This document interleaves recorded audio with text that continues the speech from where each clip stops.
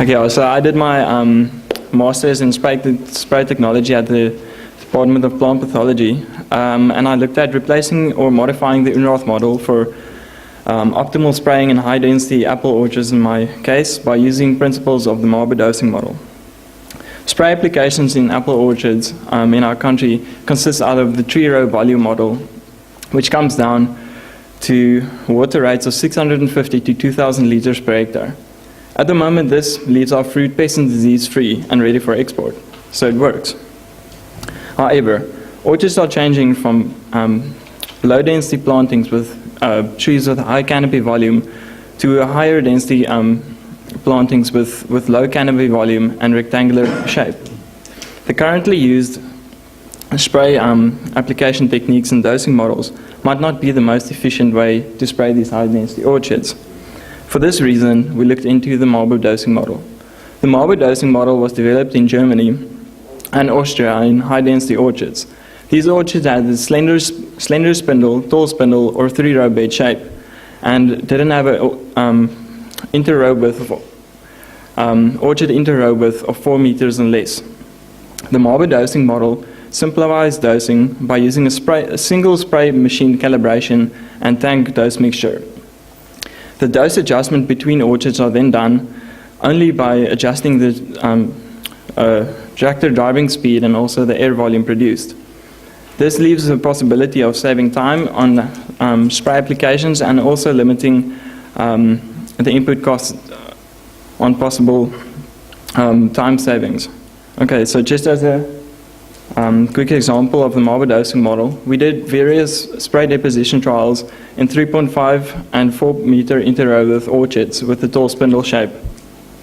For this orchard, in the 3.5 meter orchard, we had a driving speed of 6.5 kilometers per hour and 5.2 kilometers per hour in the 4 meter orchard, whilst maintaining the same tractor calibration and also the same spray tank dose mixture. In contrast with the TRV treatments, where the spray machine had to be recalibrated for each orchard in order to maintain the labeled dose rate. However, changing tractor speed, dosing, and air volume might influence the deposition achieved within the canopy. For this reason, spray deposition trials was done with a fluorescent pigment. We looked at the deposition quality, deposition quantity on the leaves, and also the deposition uniformity of the spray deposition achieved within the tested canopies. Main findings of my research was that in the 3.5 meter orchards, the Marber dosing model achieved significantly better spray deposition qualities, and uniformity in terms of the spray penetration into the canopy and also the vertical spread of the canopy. On this graph, we can see the spray deposition quantity, which is the amount of spray deposition landed on each leaf.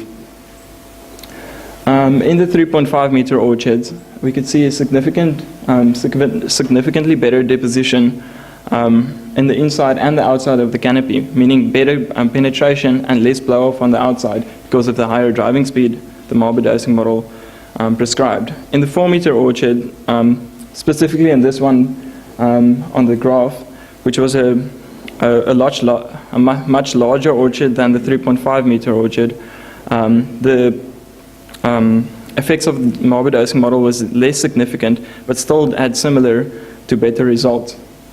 So, to conclude, the Marber dosing model has the potential of being a promising alternative to the currently used spray deposition or spray dosing model in South Africa, with the potential of lowering the time consumption of spray applications and also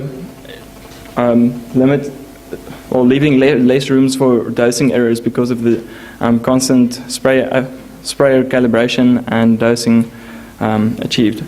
I recommend the Marber dosing model to be tested within a commercial growing season for biological efficacy.